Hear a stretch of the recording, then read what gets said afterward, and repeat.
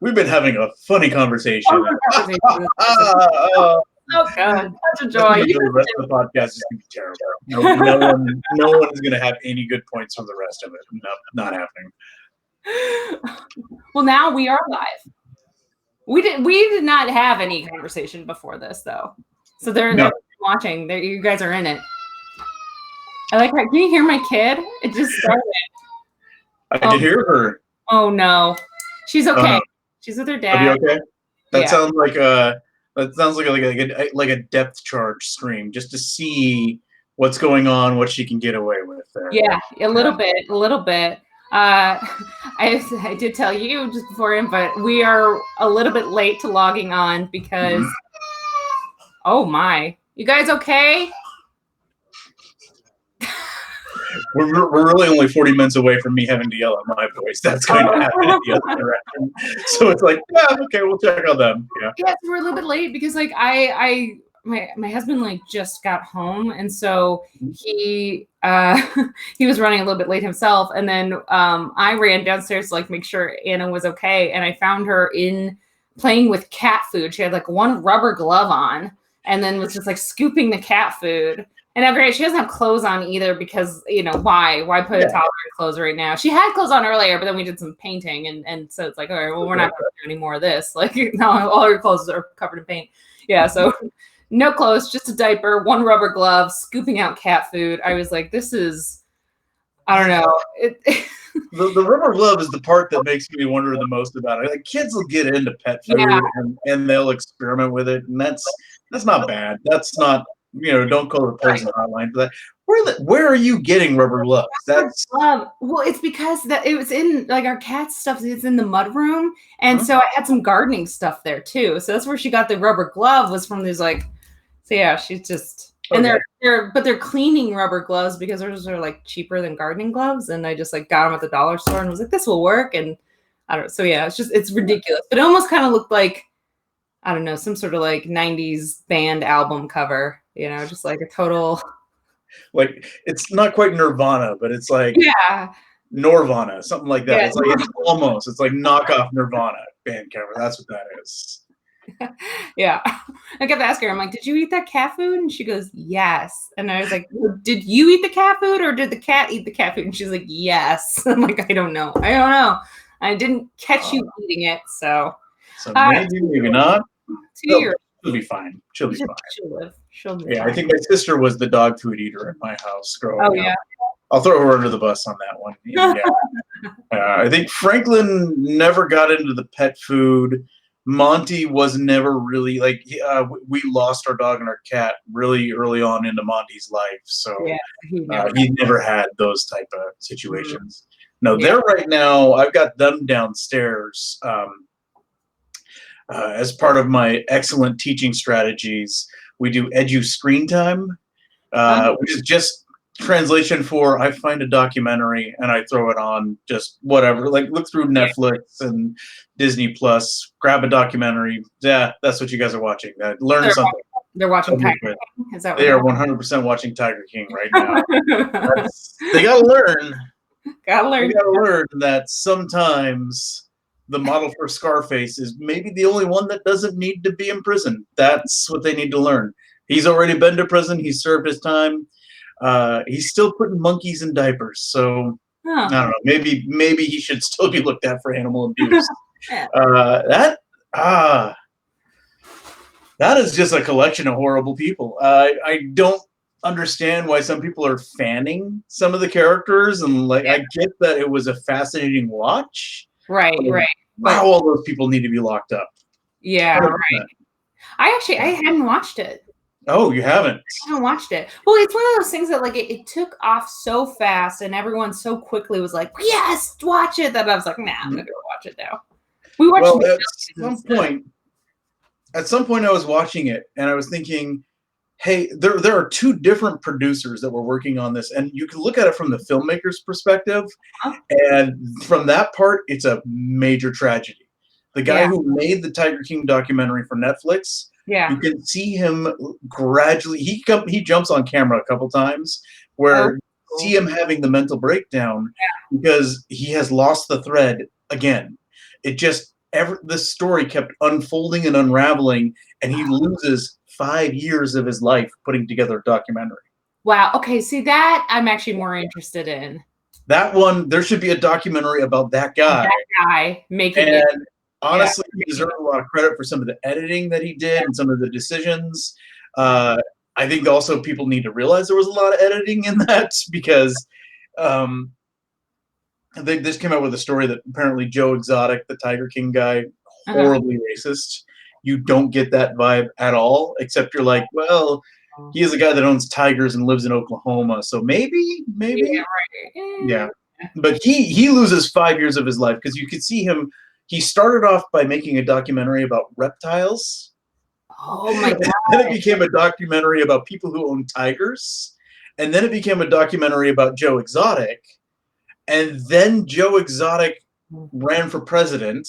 Then Joe Exotic loses his zoo. Spoilers. Yeah. And then there was a murder for hire scheme that falls completely apart, where Joe Exotic ends up getting found guilty of hiring a hitman and sent to prison.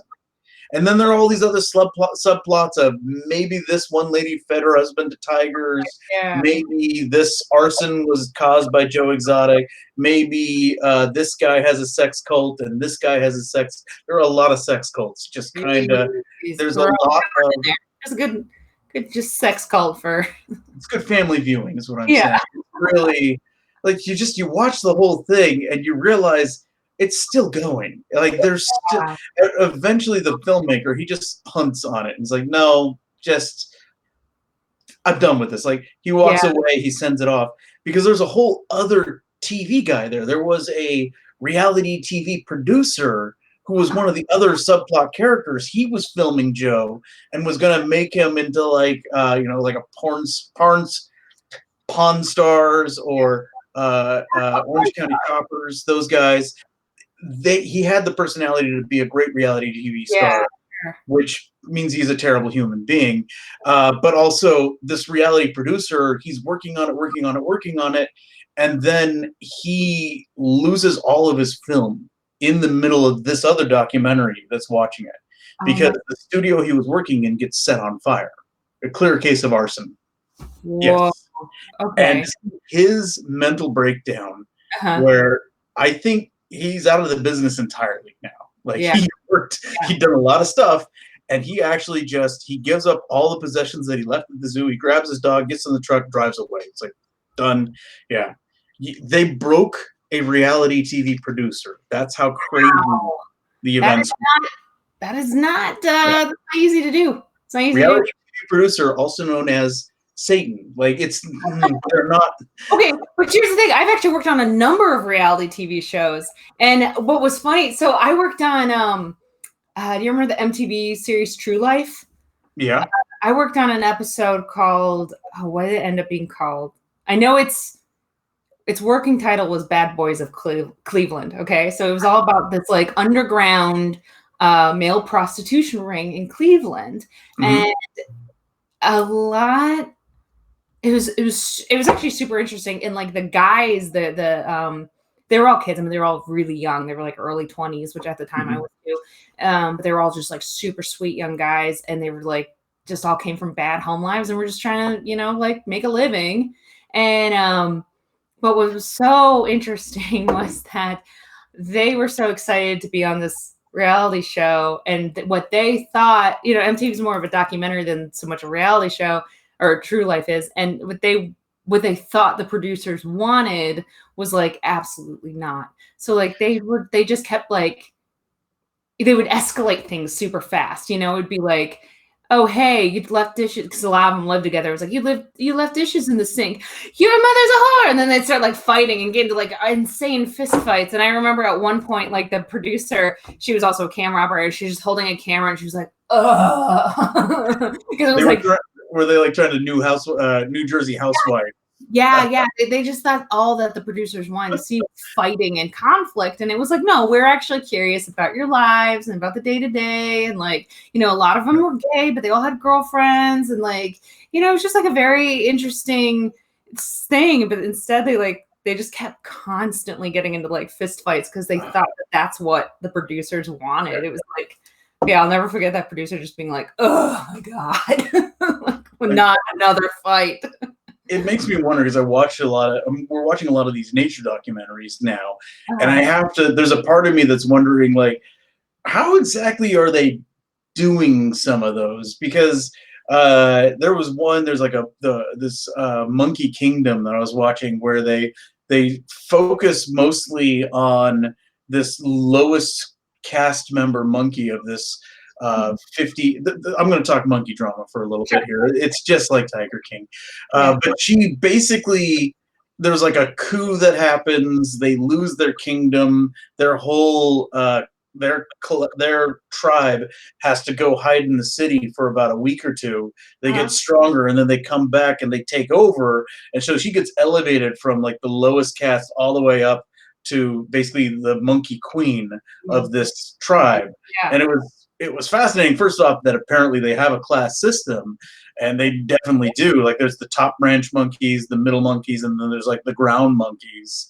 And yeah, so it was like this weird thing, and I'm just thinking to myself, like, is that all true, or is there like some editing going on? Like, do you bribe the monkeys somehow? Do you push the other monkeys in to take them over? Like, it's like and I'm not saying that all nature I don't think they did this, but there are cases of nature documentaries that have 100% faked stuff just to make it more interesting. Like that whole lemmings running off the cliff thing. Yeah. 100% fake. Lemmings do not do that. There was a psychotic documentary maker that pushed and scared a bunch of lemmings off a cliff to make for some interesting TV. Oh, wow. So that whole don't be like a lemming and follow off, but maybe be like a lemming and only run off the cliff if you're doing it for TV. Yeah, don't be like a documentary producer of lemming documentaries. Like that's what the new phase is. Lemmings are the first reality TV stars. Oh my God. Oh, it's just, yeah. This has been the only bit that I've been working on in the past month, is I will put together a nature documentary reality TV bit at some point. Have I sat down and wrote? No. Well, okay, but yeah, I mean that is something that I think a lot of comedians are going through. I know myself, like I'm going through that where it's like, oh great, now I have all this time to write. Yeah, no. I like, because I think just like mentally we're all, yeah, okay, we may have the time, but it's the energy and the you know, I don't know. It's the lack of energy, but then it's also the lack of structure. Like I don't have, I'm trying to find a new routine still. I was lucky. I found a new routine super early on into this because I had to. When the schools shut down, here in California, we've had the schools shut down. I could actually look this up. We have been schools closed for 25 days now. My wife has a calendar just to remember how long it's been at this point. But we've been at that, so I had to become teacher dad pretty early on. And it's been interesting, but for the first week, the decision was, okay, let's do a schedule. Let's keep waking up about when they normally wake up. Let's keep their snack time and their lunch time and their study time roughly the same what they did at school, because there was some loose math that saw we could maybe be done with this in like 3 weeks and go back to normal. And that made sense, because if we did like a complete lockdown, if the whole country did that all at the same time, and we kept it under like 1,000 cases, that would have been bad to have 1,000 cases, and that would have been 40 people dying. And I wish it was just that. Like that, we lost it. The genie got out of the bottle. The Pandora's box, all that stuff. So now it's this constant adjusting of estimates and studying of curves. So as a teacher, I get to, like, I don't have to come up with the routines that they have to do. I don't have to. There's a lot of online stuff that's getting supplied, so I'm lucky enough that I could get one kid going. Franklin's fine. Like I have a laptop for him. He just goes, gets his work. And then Monty, I just kind of have to stand and just like poke him like every 5 minutes. Like, nope. Let's do that. You're off track. How old are your kids again? Monty is 6. Franklin is 9. So that is kindergarten and 4th grade. Wow. Yeah. So it's enough of a spread between the two that it makes me a little crazy, because a lot of the things that I try, because I try to do other projects where I can bring them both together, and we can do like family science projects, things like that. And I have to sometimes shoot over Monty's head. Sometimes I have to dumb it down below what Franklin is interested in. But they're making it work. Yeah. So yeah, they help me out a lot too, so that helps. Yeah. But we've done some family science projects, like we have a rock tumbler working in the garage now.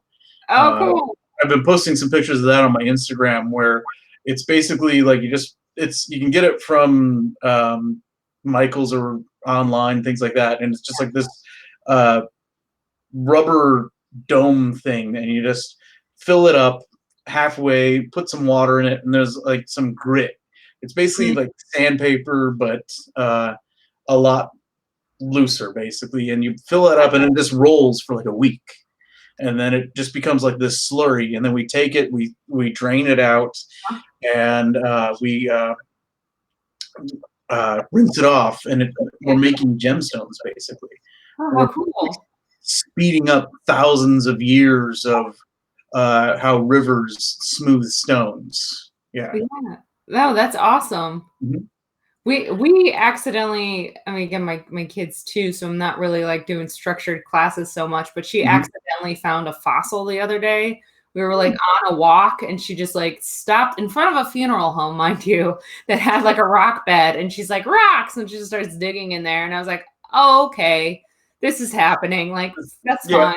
And then she like pulled out a fossil, and I was like, oh, okay. I was like, well, let's talk about this, and she was like, nah. but yeah, it was cool. We saved it. We talked about fossils. You know, try to get some dinosaur lessons in there. Yeah.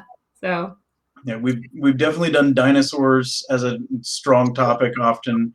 I got the boys interested in the Mars rovers at one point, and we've been building little robots. Yeah. I did artistically. At this point in my art career, I was getting ready to start making my own enamel pins, and I was also working on a board game, and both of those were going to use a 3D printer. Basically, what it was is, coming back from a convention in January, I decided I wanted to get a 3D printer and start messing around with it, and I made a product excuse to get myself a printer. That's what this is. It's totally my art. I wanted to do. No, I wanted to play with a 3D printer, so I started making a board game design and some pins, and that 3D printer has come in handy, because sometimes I can get dumb ideas, and we can come up with ideas, and like, you know what, if we can't really run to the store nowadays, so now it gives me the chance to like just print out some junk and say, done, got this. Yeah. My daughter's had the opportunity to learn about 3D printers too right now, but only because my husband's got one, and he uses it for his business, and it's broken, and he didn't realize one of his guys, like, I don't know, something happened with it, and so he brought it home from the workshop being like, well, we'll set it up here and use it. And as he was like trying to figure out, he's like, oh, it's broken, didn't know that. And so it's been a lot of like, oh, we're all hearing what happened to the printer. That was one thing. One of the like, I went and I did my crazy research thing that I do. Like, when I jump into things like this, it's like that flash intensity. And the one I picked, it forced me to spend a week and a half building it. So I kind of know how that one goes together. Like, it's So I there's a repair that needs to be done on it soon, and I'm just putting it off because it's a repair that only affects it if I print taller than an inch. Yeah, it's one of the belts has got something jabbing it about an inch high. So I have to go in, get that debris removed, tighten that belt, and then it'll be fine again. But I'm keeping an eye on it. Yeah. Yeah. Well, all right. So let's go back. You mentioned your artwork. Yeah. When we were hanging out in LA, like comedy was sort of, I felt like that was like your main like career thing at the time. And I knew you had done a lot with art in the past. Okay. And you were like kind of just starting to get back into it. But like we're primarily comedy. Now it kind of seems like it's flipped. Like last time I checked, you were going to all sorts of conventions. You were doing a lot. Like, is that were you kind of like equal parts at all times? And I just there's like a weird treading water and trying to like put the same amount of effort into it, if that makes sense. Okay, so 6 years ago, my main job was making webcomics. I did a webcomic called Hello with Cheese. I was also writing a comic called Bone Breakers. I did some for hire stuff for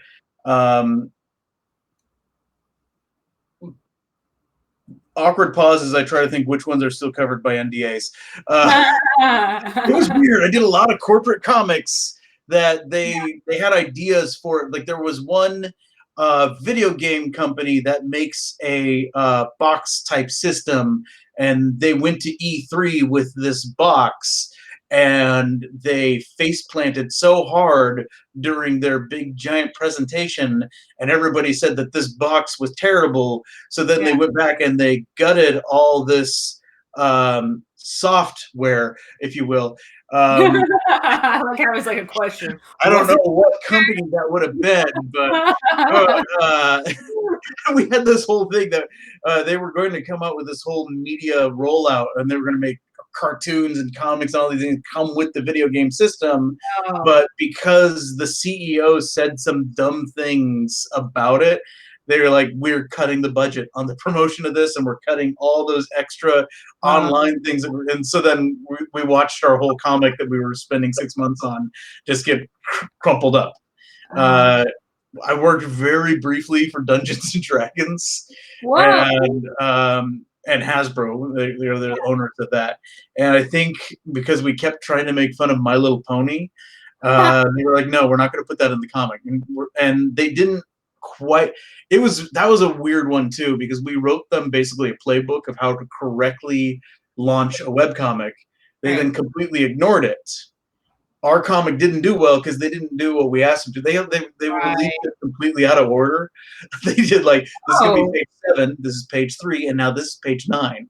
Like, you get that we're telling a story with this. Yeah, right. There is continuity, and there wasn't when you released the comic that way, so we couldn't really get that one going. Anyhow, so we were doing all those projects, and we found that while the corporate comics that we were making did make money for us, that we did a lot better when we made the comics that we could actually release and control, and then we were able to take our fandom and say, hey, we have this idea for a board game, we have this idea for a poker deck, or a children's book, things like that. And they then supported us, and they did Kickstarters where we got those things made, and then we sold them. And then I would go to all these conventions, and I was globally around the world doing this. Yeah. And like London, Atlanta, San Francisco, LA, San Diego Comic-Con, things like that. And we would show up and we would do these shows and we would sell our stuff. That was always a weird experience. Like, we put our stuff out, sell it. And that was fun. I really enjoyed that. And then 6 years ago, I had an appendicitis attack and nearly died and had a mental breakdown. Things kind of fell apart. That was right after Monty was born. So there was a lot of stress going on, a lot of depression. We ended up moving to California. Immediately after I moved to California, you were in Maine, right? Or you were already, we were like way across the country. That was a big. Oh yeah, I was in Maryland. Yeah. Maryland. Yeah. So there was a case where I drove. When I finally moved out of my house there, I packed up my van. to the gills. Like I had a small spot carved out for my dog. My family, they were already in California. They had found a place to rent. And so we were like, okay, time to move Darren over. And I drove over in 4 days with a van and a dog, and got over here. And then that night, hugged my family, said, hey, great to see you guys. Hadn't seen them in, it would have been about like 5 weeks at that point that I was by myself over there, and I hugged them. And then the next morning I flew up, did a show in Seattle, did Emerald City Comic Con, and I held it together, but just barely, and had like a complete mental breakdown as soon as I got home. It wasn't pretty, and I kind of had to take some mental time off. That hurt the company, Scallywags, and I kind of just spent about a year there putting things back together. I had some Kickstarters that weren't done yet. Like we had the support, we had the money for them. We just didn't have the ability to get them out the door because that needed me to be a functioning human. Wow. And when I was working on that, that's about when I started stand-up comedy. Yeah, that was when I was like, yeah, I'm in therapy and I'm putting myself back together. And I had this urge to write, and it was just starting to come out. I wasn't able to write comics. As weird as it sounds, like I was trying to do the things that I did to write comics and comic books, or even just like short fiction, and I didn't feel comfortable doing that. It just was reminding me too much of where I was a year ago, and that was making it very difficult. I had some issues with writing in my office. I had an office with the place we were renting. It felt like I was isolated, and then I started getting flashbacks to when I was by myself, and it was not a good routine at all. And what happened was I started finding myself writing jokes and stand-up comedy, and it was that coupled with Robin Williams dying that suddenly pushed me, and I was like, I've always wanted to do this, and what am I doing? Why am I not doing that? Why am I not trying to be a stand-up comedian? And I decided to push at it, and it gave me a new routine.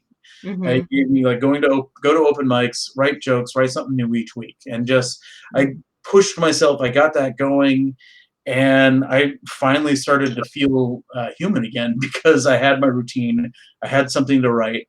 There's also that instant feedback of comedy that very nice.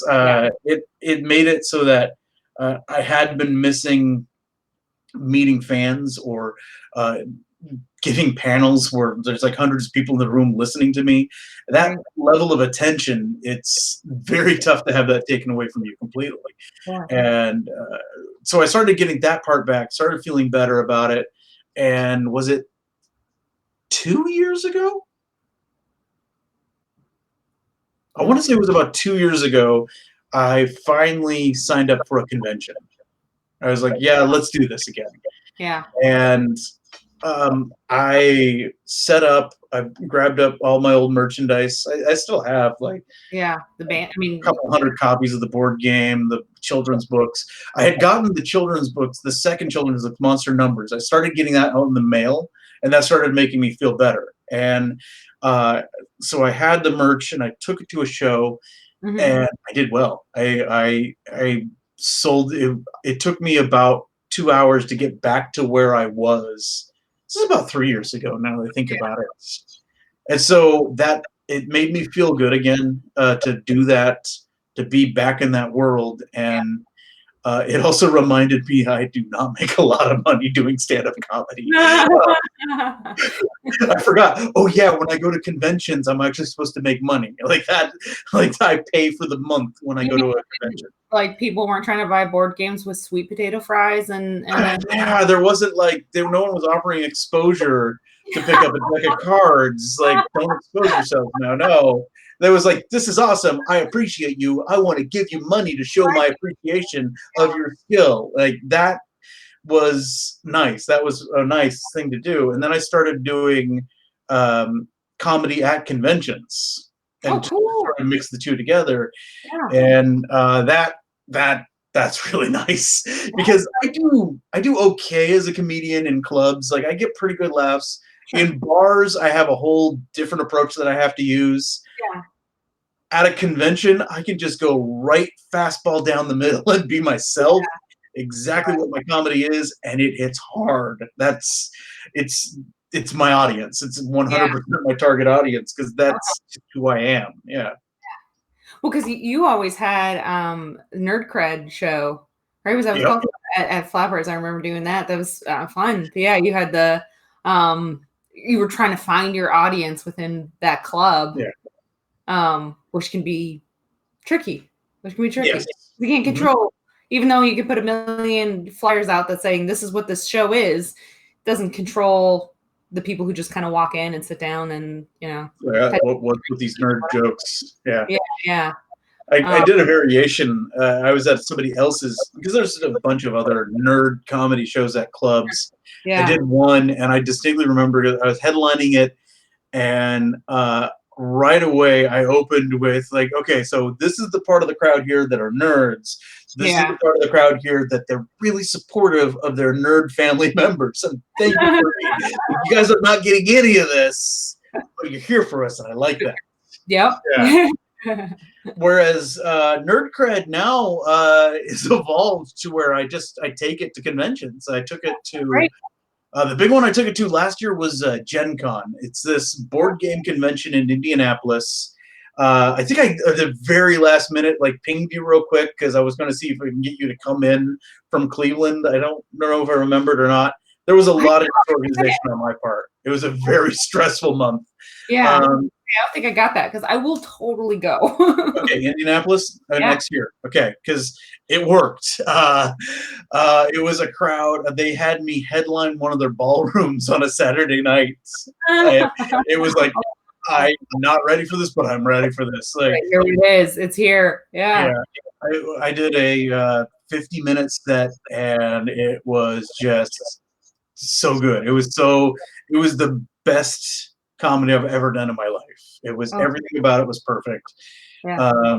It was, this board game convention has like I want to say, I used to know these numbers, but like 80,000 people or so. It's huge. It is.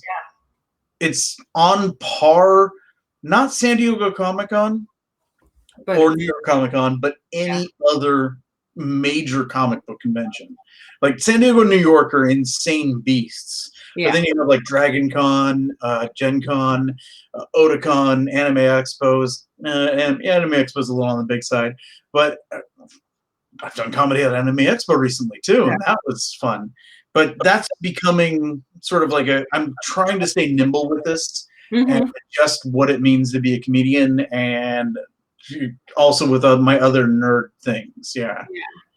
So I'm still doing a lot of other random art spin-offs while I do that, because if you follow just one chunk of my social media, it gets confusing. I noticed, and I try to explain.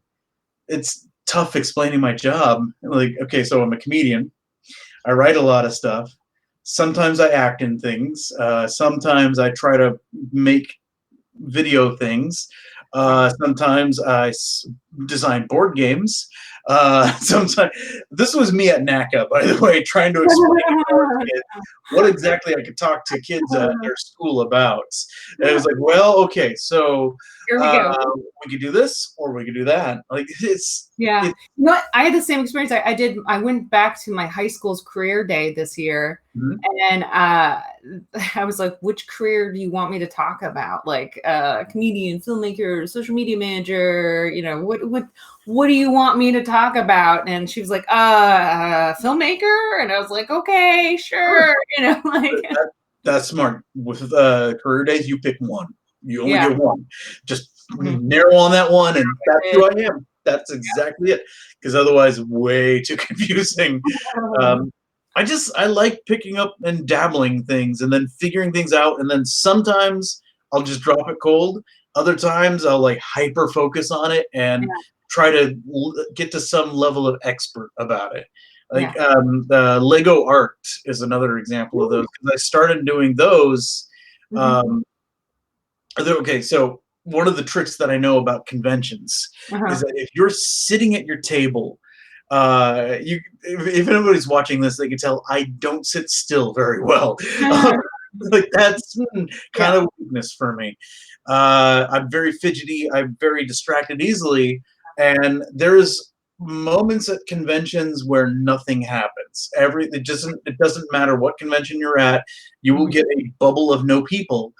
And when you're used to like interact, sell, make people laugh, they'll like look at your shirt like, oh, that's hilarious, I love that, and then all of a sudden nothing, and that drop hurts. It is mentally draining, and if you start to like get depressed and you like start to sit like, nobody walks up to this, right? Yeah, they don't care how awesome the stuff in front of your board is. You need to still be looking like a human, and ideally a happy human, if not a distracted human.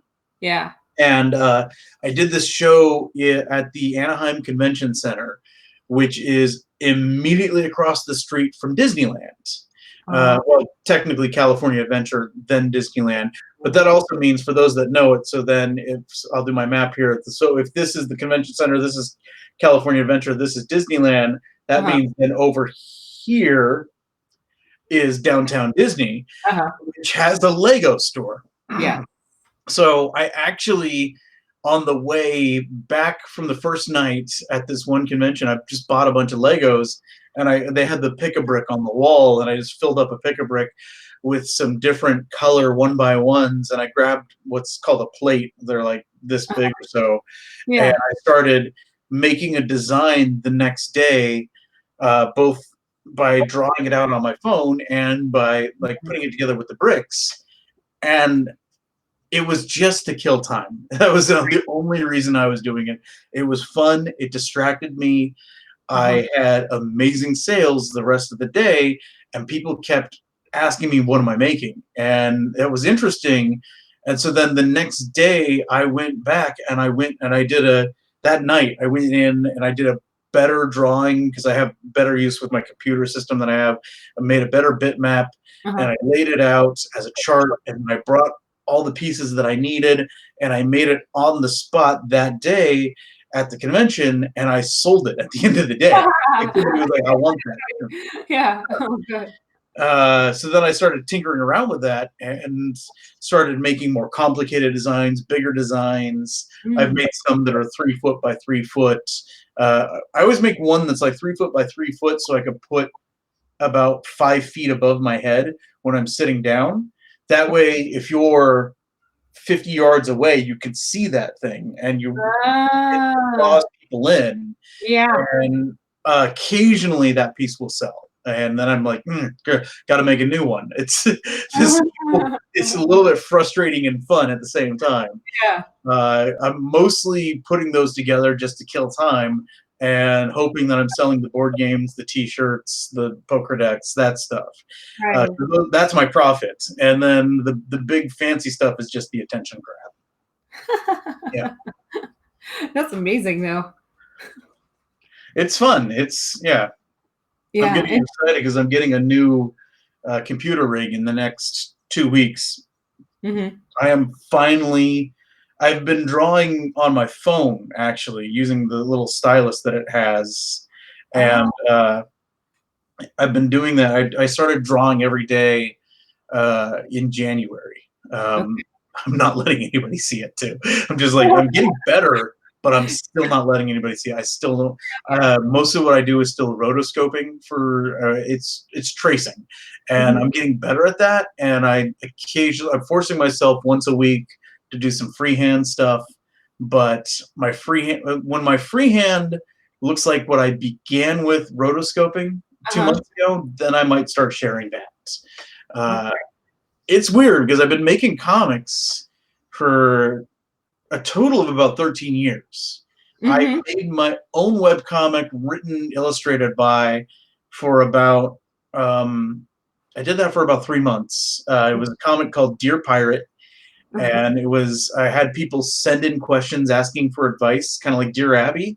Yeah. Only they would get advice from pirates, and I would draw the little pirate giving the advice back, and just terrible advice. Like if you asked for retirement, it would be like, rob some ships. That's what you do for retirement. It's just, and people ask like legit questions. Just it made it so much more hilarious. It was funny, and it was not pretty, but it was pretty enough. And it showed that I was able to like consistently write jokes and produce. And then an artist friend of mine saw that, and he liked it. He thought it was funny, and his reaction to that was like, "I want to collaborate and make a comic with you." And we started kicking around ideas, and I came up with this idea for this. Basically, it was going to be pop culture mashups and Far Side type puns and jokes. And that was Hello with Cheese. So we started making Hello with Cheese. This was an artist named Brian Prindiville, and we made Hello with Cheese. He made 250 Hello with Cheese strips, and I always tease him about this because he decided he was done with it and wanted to quit at about comic 210. Oh, and he actually told me, like, I'm going to get about 40 more of these done. And then, so he gave me, I think, 3 months notice that he was going to be quitting the comic. And that works out great. That gave me enough time to like go through the 5 stages of grief. Like there was some denial, some bargaining, some anger. And then I ended up contacting another artist that I really liked, named Obsidian Abnormal. And he actually accepted the offer like right away. It's like, this is a great idea. I want to do this. We had some other negotiations that we did. Everything about it I loved, thought it was great. I started sending him scripts right away. I figured this is going to be great. Brian gave me 3 months to do this. We're going to have a buffer. I'm going to be able to have both artists working at the same time for a little bit of overlap so that when O starts, we're going to have like a 3-week buffer just right out the gate. Just no stress. And I remember it was about an hour before the comic number 251 was supposed to go live, the first O comic. Still hadn't gotten a single comic from O at this point. Just not a single one. And I'm like, that last hour, I'm just like, okay, that was my comic career. I'm done. All right. That was a fun project, I guess. Now, the other option was I could go back to trying to learn how to draw again. And I just didn't have the urge to do that then. And there was a defeatist desire to just quit, done. And about 10 minutes before it was due, the comic shows up. It's perfect. It's hilarious. It had a weird Zardoz reference in it to it that I didn't even write into the script, but it fit perfectly. So I'm like, bam, done. Throw it on. We never missed a deadline. But he did that to me constantly. He was very good, but only under pressure. And he kept updating. Yeah. I mean, some people are just like that. I don't know. Fact, I was noticing the Chairman Mogwai that I finally found in storage. That's a Hello with Cheese. That's some of the dumb stuff that we were doing while making comics. Yeah. That's amazing. Yeah, you have a lot of like movie references and these pop culture references and stuff mixed in with jokes. I love it. Oh yeah. Yeah. So it's neat getting back into that, and actually, I would like to draw my own comic. I think that's going to be my goal coming out of this year, coming out of 2020, basically. I don't know where exactly things are going. They're not going back to normal. The question is, when are they going to change next, and how are they going to change next? Even then, I think I'm just going to keep drawing every day until I can make comics that I like. Did you have that goal before quarantine, or did this serve as a realization as you've been, at home and working more on your own projects? I wanted to get better as an artist this year. That wasn't coronavirus related. So I was already drawing in January. I don't know if I want. I want to bring back Hello a Cheese. That's definitely been. I want to be on writing a comic that has some level of my creation. I don't know if I want to be the artist on it still, just because it's a lot of work. It's a lot of work. No, it's more of the it's the not the work, but the collaboration. Confidence, I would say. It's very weird for me to be suddenly unconfident in something that I do, because a lot of the stuff that I do, within a week of it, I'm like, I'm great at this. Got it. Yeah. And it's art is one of those things that I'm very unsure of myself about. Singing, dancing, those are the three. Those are my big when I'm nervous to share about. Well, you know, usually the stuff that you're the most insecure about is the stuff that you I don't want to say maybe like the most passionate about, or I don't know how to word it. I was gonna say it's not that it's the most important or whatever, but or even the thing that you want the most, but it's definitely like something that you're more passionate about when you're that insecure about it. Maybe. I, like with the art stuff, I know it wasn't until somebody like bought a big Lego piece from me that I suddenly started feeling comfortable even calling myself an artist at that point. Wow. Yeah. That was I sold a big giant BB-8 portrait as it was the Porg. It was a big old Porg made out of Legos. And they were very excited to get it, and I almost tried talking them out of buying it at one point. Like, like it's. Are you sure? Like, I made this. I mean, come on. But they were very excited about it. They've actually met me like a year later. They came back and they talked to me and they're like, oh, we love it. Wow. So, yeah, that would have been a year ago. They ran back into me. Yeah. No. It was LA Comic-Con when I sold the Porg. So I sold it. LA Comic-Con 2018 was when I first sold a big giant Lego piece. Right. And then that's the one thing I'm not liking about the one thing I hate the most. Okay, two things I hate the most about this whole lockdown that we have to do. I get that. Yeah. It knocked out every convention at this point. I don't have a single convention to go to. Yeah. So at some point I need to push harder and get my online sales back up and running. Right. I'm worried more about getting the boys' classes done first. And then if this is still going on when summer happens, and if the whole summer slate of shows are gone, then I will have to start pushing my online sales. Sure. But that knocked out. I was actually I had just started my own tour where it was called Pirates, Monsters, and Comedy. And I would go to a gaming store. I would do a stand-up show like at a game shop. And then I would do a board game demo, and then I would show them my children's book. And that was, honestly, profit-wise, that was the best thing I've ever done. It was insane. It was a great tiny crowd. Like, I was getting 20 to 40 people at these shows. But then I was selling a ton of board games and a ton of the books. Everybody was loving it, and it was great.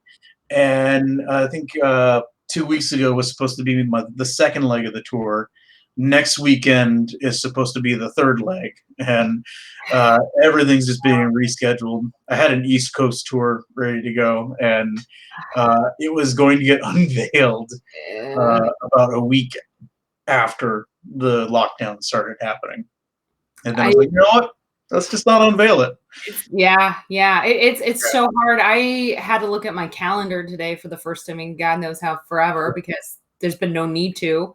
I was like, what day is it again? And I looked at my calendar and I still, like, all my dates of shows and different activities and stuff that I had planned, they're all still in there. And I'm like, oh God, there they are, never to be seen.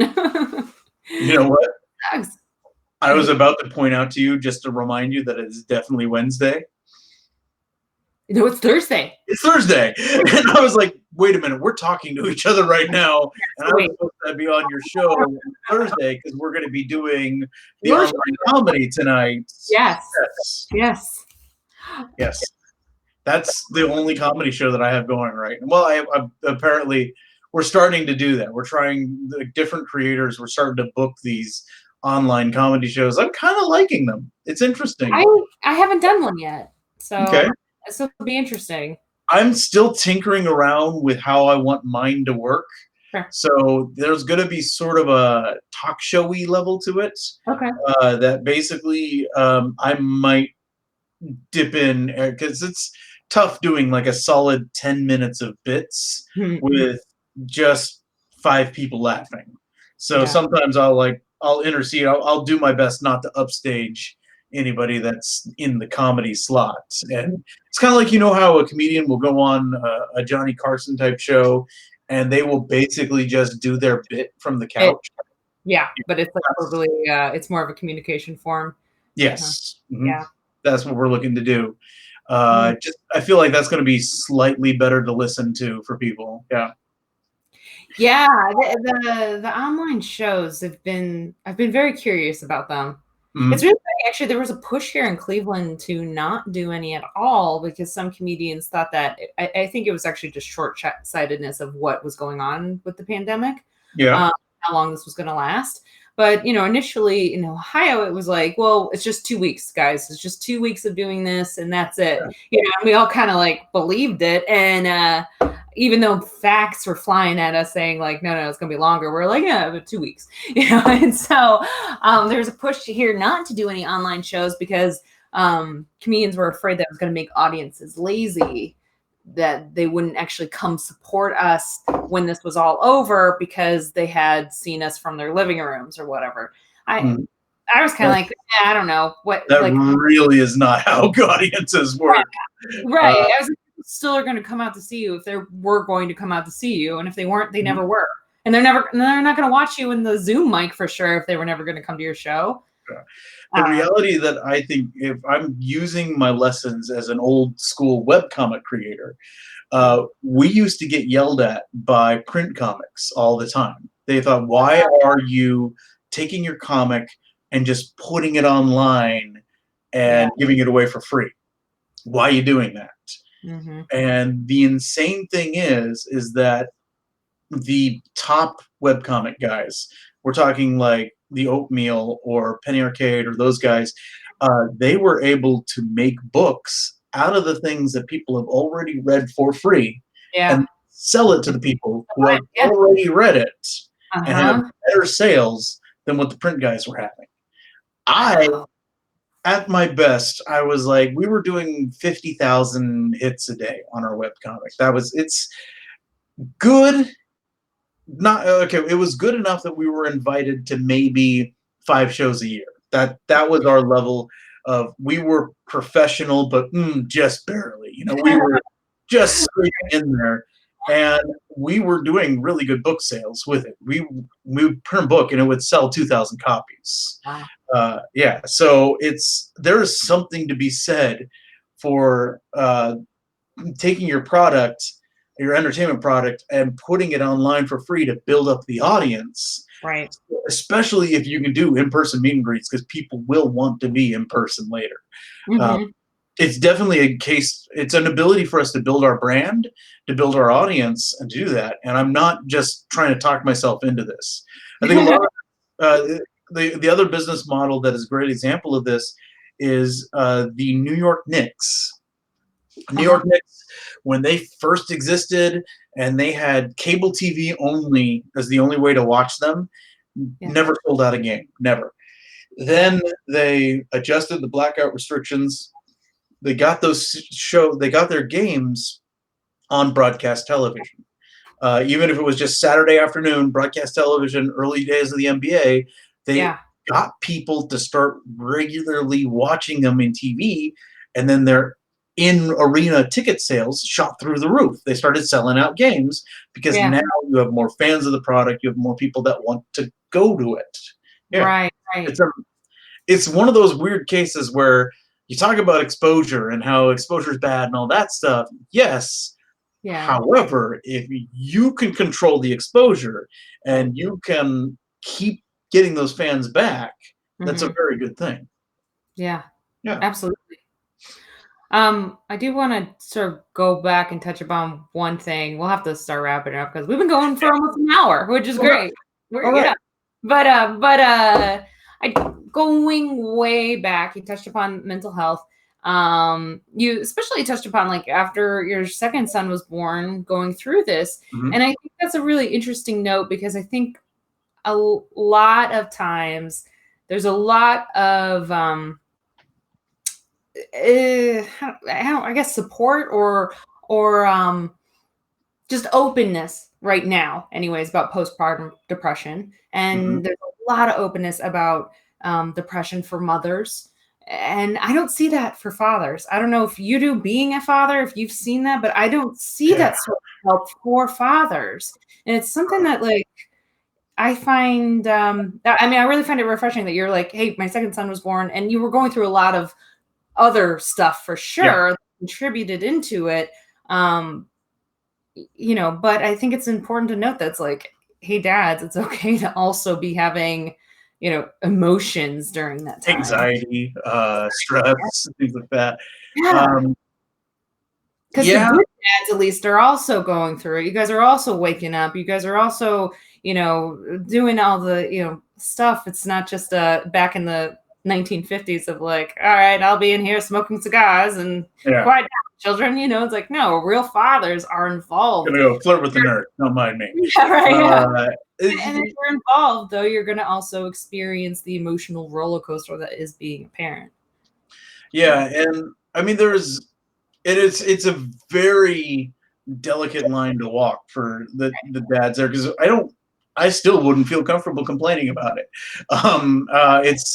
I will acknowledge it did happen. In fact, okay, for the birth of Franklin, it was actually probably worse because there were a couple different times there where that was when all the panic and the stress and that was building up, and I don't know, like there needs to be some support for the dads to have somebody to talk to and say, this is really freaking me out.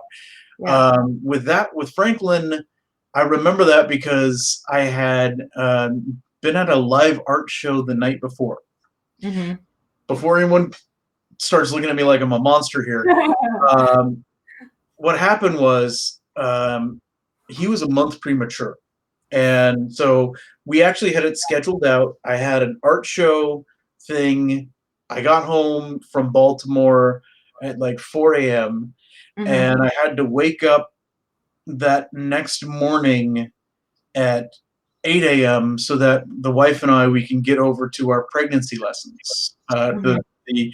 We took the crash course type thing, so it was all within one day. You know, let's look at a videotape of placenta, all that stuff. Like this is the breathing exercises, everything.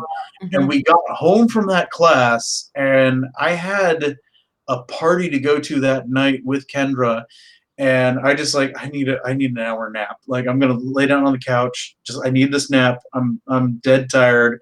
Let me do that. And I lay down on the couch, and as soon as my head hits the pillow, I hear, honey, I think my water just broke. And I'm just like, no, it didn't. No, we just learned about that. It's gotta be a false positive. And I was like, okay, let's do it. All right. Get in the car. Let's do this. And they even taught us in that class that you don't get that comical water breaking in like 90% of the pregnancies. That doesn't happen. We were the 10% because she stands in the elevator of the hospital, and the gush just drops at that point. Wow. Yeah, just the comical water breaking. And we're like, okay, this is actually happening now. Okay, screw you, 1 month to go calendar, time to get my life together. No, that's not happening. It was a 40-hour long pregnancy from that water break moment. 40 hours that she was in labor. Yeah. Oh, God. there was so many stresses about it, and I was there for most of it, except for when they had to give her an epidural, and they're like, okay, this is a very you're not allowed to be at this point. We need you not in here. Right. You need to go wait in the waiting room. We'll send somebody to come get you. There is a chance. Just be prepared. There's a chance something bad might happen. Yeah. They forgot me. Oh my God. I spent 45 minutes trying to not freak out because it should have been a 5-minute procedure. And I knew that. Wow. And I'm like, oh God, did I just lose my wife in childbirth? Like, what just happened? What happened? Finally, I walk back to the nurse's station. Like, I'm really sorry. I need to know, is everything okay? Like, oh yeah, she's asleep now. Go ahead, go in there, get some sleep. Oh my God! We'll see you all in the morning. And that was just such a and it was the whole, like, I'm sleeping in the chair next to her the whole time and doing that. And it was weird because we had some family members like, oh, I didn't know dads do that nowadays. I don't think you have to. You can just go home and wait there. Like, no, I'm there. I'm going to support. I'm going to be there to help. Like, that's part of it now. Like, we connect with the child.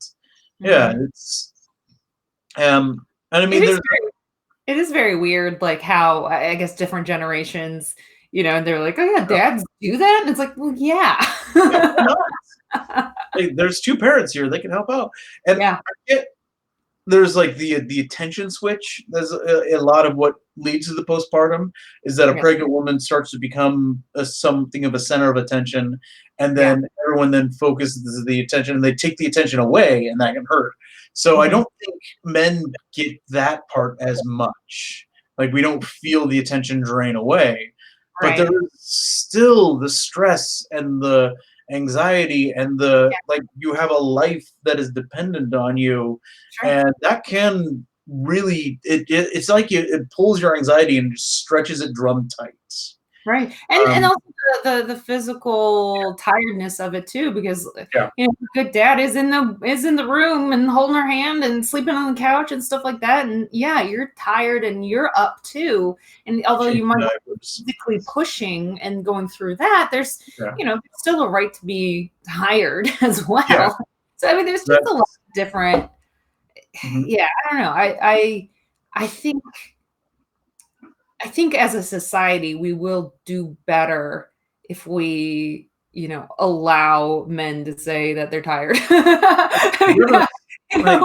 Like a real level. Men can get the paternity leave too. That would be handy. Like, just that way you could just tag team as parents and do this. Like, we're pretty lucky at the moment. That was one of the things that I'm trying to not complain too much about being teacher dad, because I actually can do that. Like, it sucks. I lost one of my major gigs that I had. Like, technically I lost every gig.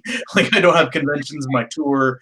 I was hosting a quiz for Geeks Who Drink, and we think Geeks Who Drink is going to come back when this comes back, but at the moment that was my main paycheck week to week, and we don't have that anymore. We did do some financial maneuvering at the beginning of the year where we've just been slowly getting out of debt as it was, so we're okay. Like, we're not going under anytime soon, but those stresses and having things like that. And when I had so Monty was born in October, and I had the appendicitis attack, the near-death thing, in January, so he was about 3 months old. And at that point, the day of my appendicitis attack, Kendra and I were both actually unemployed at that point. I was still running Scallywags, but suddenly that was our only revenue stream. So it was getting very stressful, because it was like, okay, if I don't keep doing conventions and keep selling books and keep things going around, we're hosed. And we had to switch up medical insurance, all that stuff. And then, so I was actually uninsured when the appendicitis hit. Oh, God. Those stresses hit.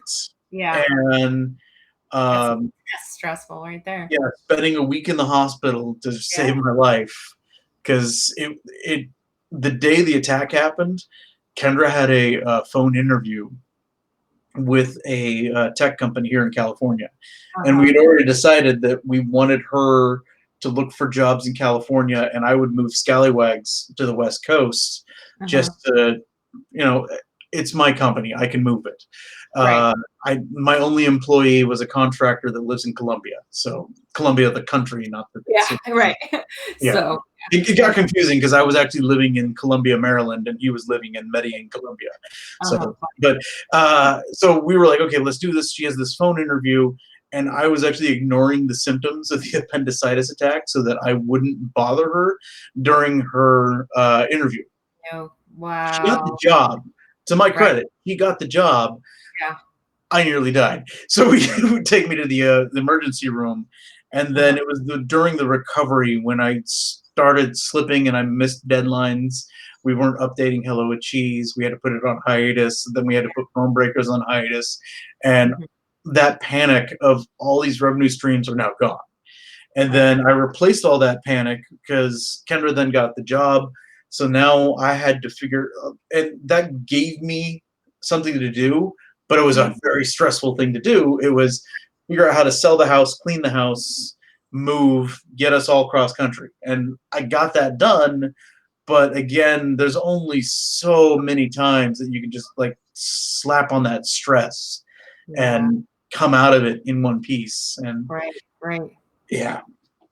Yeah. Given that my plan involved me stay inside our house and fix it and empty it out for 5 weeks with nobody else but me and the dog, that was a bad plan. Yeah. That was not good for my mental health. No. Right. Well, I think unfortunately, we're seeing a lot of people who are sort of forced into the isolation, like the people who are living alone before this, who are just quarantined by themselves. It's, for people like that, it's like, oh my God, I feel so bad for them because it's hard. It's hard. There is a definite increase in the suicide rate happening right now, and that does make me very nervous and sad. I just posted this earlier today in the group. And so National Suicide Hotline has an increase of 891% or something like that. It was like 190 something. I'm like, how is that even like, oh my God, like that is an enormous percentage. There's some very good therapists out there that are still doing phone and Zoom things. This is a very stressful time. I'm definitely keeping an eye on myself on that and doing self-checks every now and then to make sure that, because I am definitely clinically depressed. I found my coping mechanisms that worked for me, and sometimes that involves therapy. So if I get to that point where I feel like I need that, I really hope that if anybody hears this and thinks, wait, do I need therapy or not? Just definitely give it a shot. Yeah. Oh yeah. I've done therapy a couple times in my life, and like when I need it, I need it, and if I'm thinking about needing it, then I need it. And so it's a good thing. I think therapy is a very good thing. Yes. I don't know. I don't have any other original thoughts on that, but basically, I'm with you. Like, if anyone is watching this and thinking maybe I should try it, it's like, just do it. Just do it. Because it feels weird, but it's the idea of, it's basically you're giving your brain structure. You're like that's what it gets down to again. It's that structure, it's that routine, it's that framing. We like that as a creature. Like, so I have my structure now. I have my routine. I've got a whiteboard downstairs that tells me and the boys what time it is for lunch, what time it is for an episode of Tiger King. Also DuckTales. Don't mess with the rebooted DuckTales. Hard recommendation. Or yes. No, don't watch it or watch it. Oh, watch it. My sister loves it. Actually, she just texted me about it yesterday. That's why I was like, wait, did you say don't watch it? My sister's like the 2017 reboot of DuckTales, right? Yeah. It's on Disney. I like how we all were like, there's too many streaming services out there. That argument has just gone. We are not making that anymore. It's like, can we get another couple streaming services? Run low. Yeah. But no, that's on Disney Plus right now. The first 2 seasons.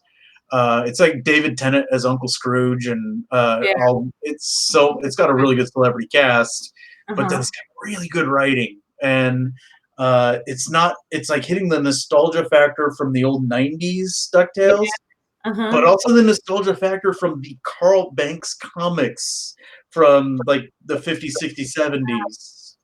Yeah, they do deep cuts, and it's good. Oh, all right. Check that out.